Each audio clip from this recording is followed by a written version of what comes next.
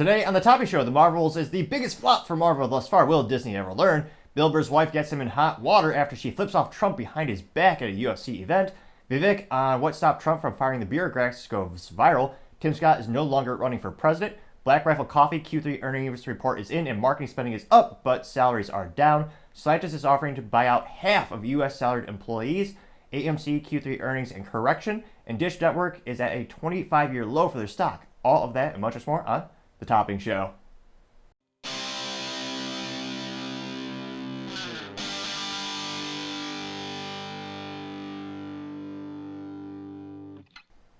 Thank you everyone for taking the time to tune in today. Today's episode of The Topping Show is sponsored by Topping Technologies. Topping Technologies is an IT value-added reseller and services company with a special proficiency in IT security. Heck, I see their founder released twice a day. Gotta say he's quite handsome and brilliant. He's me, you see, that's the joke. If you're an IT leader or a business owner, you can reach the team at sales@toppingtechnologies.com. Also trying to get to 4,000 subscribers by the end of November, so if you could click that button, I would greatly appreciate it. Now going over to the business part of the podcast, you have Black Rifle Coffee. Their Q3 earnings are in, and their wages are down, but their marketing is up. Now, if you look at just the overall of their stock, before we jump into the report, and again, that fluctuates every darn 2 seconds just because of the nature of the stock market, so this video will be not as pertinent in about 2 seconds after the stock changes, but long trends is what we're going to talk about today. And overall, the outlook is not so great in terms of historicals. In the past year, their stock is down 49.06%. And as of the time of this recording, again, by the time you see it, probably fluctuating by a little bit, it's about $3.25 per share, which means you could quite literally buy a piece of the company cheaper than some of the products that they sell. Now, again, I'm not giving financial advice. When it comes to my 3 cents, it comes to investing, I always say the best bet is to bet it on yourself. Start a small business or try to improve yourself with some type of trainings, what have you. But it is astonishing that it is cheaper than a cup of coffee, or in most cases, nothing more than a glorified cup of, liquefied candy bars, but nevertheless, cheaper than some cups of coffee. So again, the year in past 12 months, they're down 49.06%. They started about $6.38 per share. Now, year to date, they're down 48.66%. And in the past 6 months, that trend is down 40.37%. In the past 1 month, however, they are up 11.68%. In the past 5-day trend, they're up 8.33%. So then it looks at the 52-week high, 52-week low, and again, that's the highest it's ever traded in the past 52 weeks, and the lowest it's traded in the past 52 weeks. The highest was $8.27 per share, while the lowest is $2.51 per share. Now going over to the actual fiscals of the company's results, pulling up here really quick. This is straight from Black Rifle News press releases. I'm actually just going to download the PDF because, oddly enough, it actually seems a little more visually appealing in some cases. Now, some of the big highlights were increased operational execution and accelerating path to profitability. They said their net revenue increased 33% in Q3 2023 to $100.5 million. And the gross profit did increase by 42%, which is especially pertinent and good because, again, historically speaking, if you go to their just kind of the general Google Finance page to look more about the stock, historically speaking, they've had a net negative income for the past, 5 fiscal quarters. Now, that is also known as not great. It looks like the biggest loss is in 2022, or in regards to that being in 2022, the whole year, their revenue was $301.31 million, but their net income was negative $82.9 million. But again, they're also expanding rapidly in terms of physical stores, which is going to be perhaps a very compelling value add when, if you want a physical coffee store, I mean, your options are basically Starbucks or nothing. Now, that's also a little bit by design. Starbucks has a lot of exclusivity contracts with a lot of these mini strip malls and little bundles of stores where it's a brilliant form of negotiation in terms of when these mall developers are looking for tenants. One of the biggest things is who's going to be the anchor tenant. You used to hear this about mini malls or malls all the time where Sears used to be an anchor store. it quite literally was the first company to put their ink on the dotted line and say, yes, we will commit to being the first business here. We will get the biggest amount of square footage. And having that name, that logo, would actually attract other businesses, then they would join the mini mall as well. Now, when it comes to in terms of the malls or strip malls or little groups of stores you see on your day-to-day life, well, in those cases, very similarly, Starbucks would have that. They would invest and say, hey, we'll be the very first to commit to having our store open here.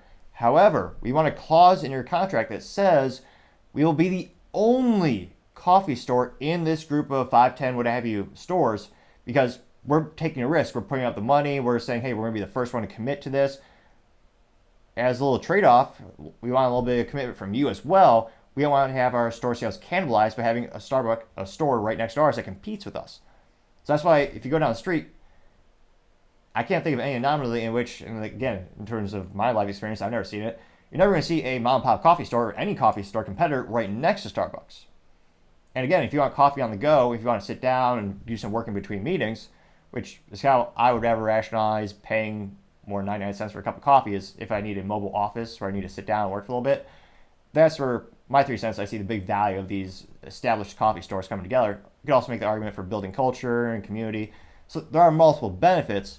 Now, Black Rifle Coffee, they've been ramping up the development of these stores exponentially. Just anecdotal experience in my great home state of Texas, we've seen many of them pop up throughout Dallas-Fort Worth. And just as recently, I believe it was 2 weeks ago, I drove past, it was a little bit north of Dallas, what was it? Around Prosper area, a little bit Prosper Denton area, which those words might not mean anything if you're not from Texas, but nevertheless, awesome growing areas in Texas. They actually had a new Black Rifle Coffee store opening. So they've been increasing in that regard exponentially. And yes, their gross profit are increasing, which they desperately need because they want to have that exponential growth. They also noted that their wholesale growth of 91% year over year, which that is exponentially great. And that's traditionally, depending on the relationship you have to the brick and mortar stores, it's a lot easier because, and again, in some very unusual cases like Home Depot, where they have relationships with TTI, which is the parent company behind Ryobi, Milwaukee. Spoiler alert, it's the same company that owns both companies. But that's a very unusual instance where they actually pay for shelf space, and they also have a shared revenue stream. In many cases, you simply buy the product, you put it on the shelf, and then you sell it. So again, I'm not sure about their exact contract, but like when it comes to something like Walmart, in most instances, they would just buy a bunch of Black Rifle coffee, put on the shelves, and these companies usually get paid up front for that. So, and again, they don't have to worry about the actual transaction to the end user. And when you're trying to grow a business, it's much easier to have an instance where you have 4 to 5 large clients, such as a Walmart, a Target, a Whole Foods. You have a couple of those stores. Well, if you have 5 of those giant stores, they're selling you, I don't know, 100 million a piece, something like that. That's much easier than building it out from the ground up with grassroots marketing. They seem to be doing a little bit of both because they are opening up their own stores, which again, that's a direct to consumer relationship style. And they also have exponential increasing in their podcast sponsorships, where it seems like more and more of those podcasts are sponsored by the company as well. So it's good to see their wholesale growth. Now, their operating expenses actually dropped to 41% of revenue compared to 52% of revenue in 2022. So they're slashing some of their expenses. Now, they had a net loss of $10.7 million and adjusted EBITDA of $6.2 million, compared to a net loss of $16.1 million and adjusted earnings before income tax deduction, a loss of $5.8 million a year ago. Now, they also know that profitability is expected to continue acceleration in the fourth quarter, which makes sense also in terms of most businesses historically. Fourth quarter is where they really knock it out of the park. Pun moderately intended if you are in the baseball industry or sports balls industry, nevertheless. But that's where they have a huge increase of their sales. You see this especially with retail. I mean, one of the reasons it's called Black Friday is because in terms of finances, you get into the black ink was the profitable ink. The red ink was the negative. So it makes a lot of sense that you have Black Friday, all Q4 sales. So I'm not too surprised that they are also expecting their sales to grow appropriately as well. And of course, the CEO and co-founder and founder Evan Hafer also said, quote, "The Black Rifle Coffee Company has never been stronger." Or specifically, he says the coffee brand has never been stronger. He also continued to say, quote, "I'm delighted by the dramatic swing upwards in profitability of the business because it signals a new era for BRCC, where we have self-sustaining business model that drives revenue, profit, and shareholder returns. We are very focused on building a company that drives up both top and bottom line because that enables us to invest in new opportunities and most importantly provides us with the means to fulfill our mission of serving the veteran and first responders community," unquote. which makes sense. This is perhaps the number one coffee people associate with having a not a philanthropic endeavor. They really do want to make a dent in the universe, as cliche as it sounds. They really are all about supporting veterans, first responders, and there are many consumers who buy their product just on that statement alone. Now, granted, of course, the coffee tastes good as well, but you have all these coffee competitors popping up. They're still the strongest brand, bar none. I believe I just saw one yesterday where the marketing wasn't good enough for me to remember their name, which I'm not saying someone should be fired, but that's not great. But there are a lot of tactical based coffees coming out. I believe one is actually shaped in their logo is the shape of a AR-15 bolt. But nevertheless, there's a lot of competition popping up, and they are also supporting veterans. But Black Rifle Coffee, bar none, has the largest, well-known brand. They've also built it over the course of nearly a decade now. I believe they launched in 2014.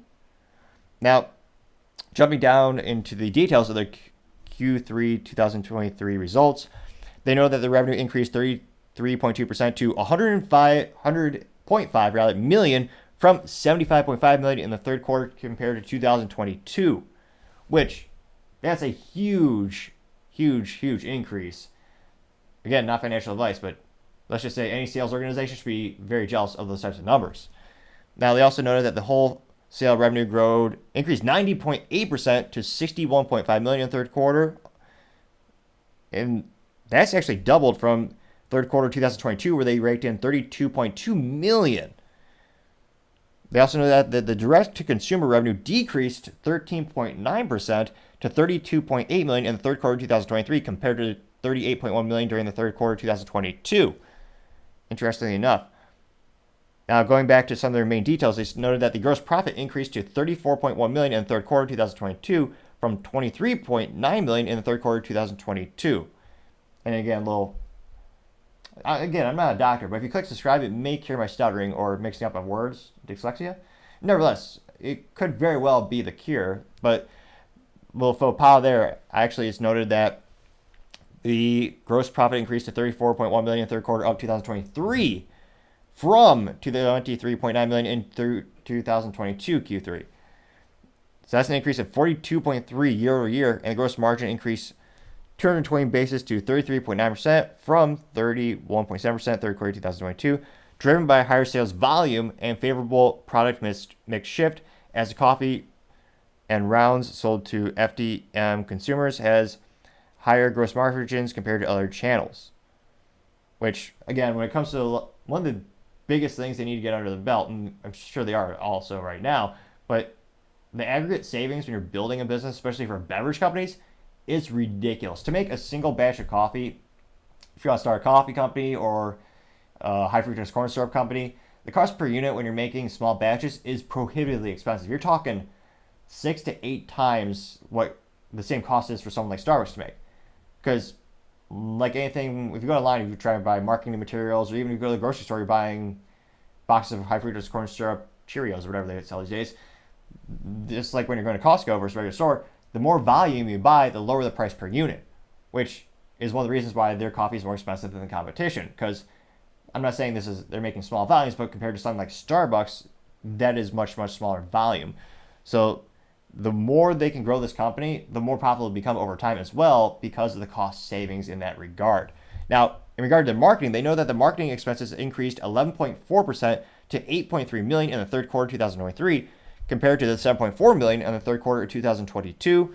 As a percentage of revenue, marketing expenses decreased 160 basis points to 8.2% in the third quarter of 2023 as compared to the 9.8% in the third quarter of 2022, as marketing and advertising spend has become favorably impacted by channel mix, with revenue growth primarily coming from the wholesale channel, which requires lower marketing spend than direct to consumer, partially offset by an increase in marketing fees related to the strategic partnership.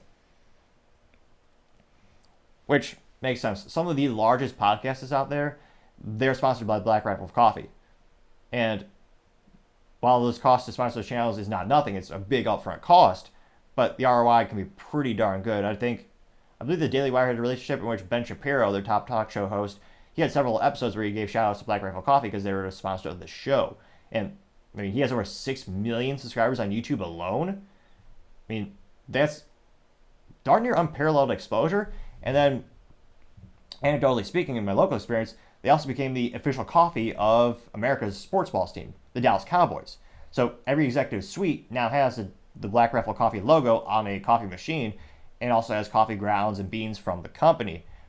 Presumably, I believe someone actually made it when we were doing the event with HPE back. I was going to say back in the day, it was a couple months ago, but that's a huge marketing win because, especially Texas, people love the Dallas Cowboys. They are America's team. So you have America's Coffee sponsoring America's team. That got a lot of eyeballs on the brand, especially for the first time when they're trying to grow their previous customer base and trying to get even more market share. They're trying to increase it and trying to find new customers. Now, interestingly enough, they also know that the salaries, wages, and benefits decreased by 12.2% to $13.9 million in the third quarter of 2023, down from $15.8 million in the third quarter of 2022, as part of an ongoing effort to increase their operating efficiency. As percentages of revenue, salaries, wages, and benefits decreased 720 basis points to 13.8% in the third quarter of 2023, compared to 21% in the third quarter of 2022. The decrease in salaries, wages, and benefits and expenses were driven by a reduction in headcount, as well as a result of a change in estimate for a discretionary payroll accrual and a decrease in stock compensation expense, partially offset by severance expense incurred during the quarter. Which makes sense. In terms of, again, their stock performance is not doing great, and they're striving to make the company even more operational efficiencies. They are going up against a 500-pound gorilla in the room, which is Starbucks. With Starbucks, as recently, I believe, last week we reported, they want to grow it by over 10,000 stores in the next couple of years. So they're trying to ramp up their operations as well.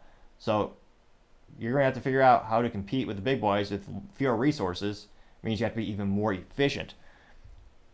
So it'll be interesting to see. Again, it's not too long. It's about 4 pages. If you go to blackriflecoffee.com, you can see their whole fiscal report.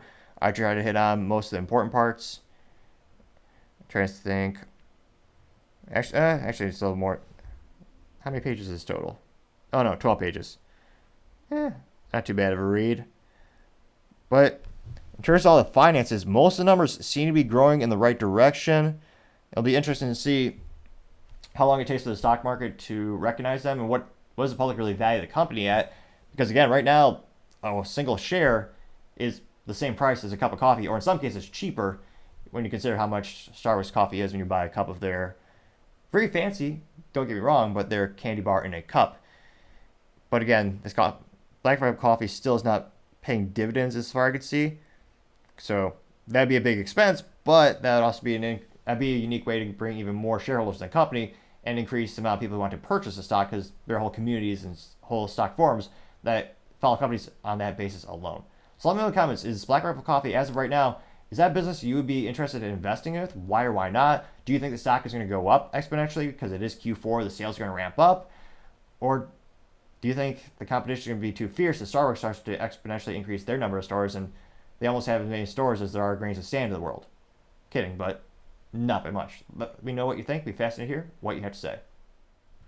Thank you everyone again for taking the time to tune in today. Again, trying to get to 4,000 subscribers by the end of November. So if you could click that button, I would greatly appreciate it. Also, if you have any other comments on how we can make the show better, I appreciate the feedback if you put them in the bottom of every video, or you can send me a message on YouTube, or if you hit me up on the Twitter, as 18 people call it the X, at The Topping Show.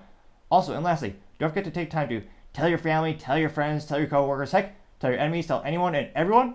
Just stay safe and fight the good fight.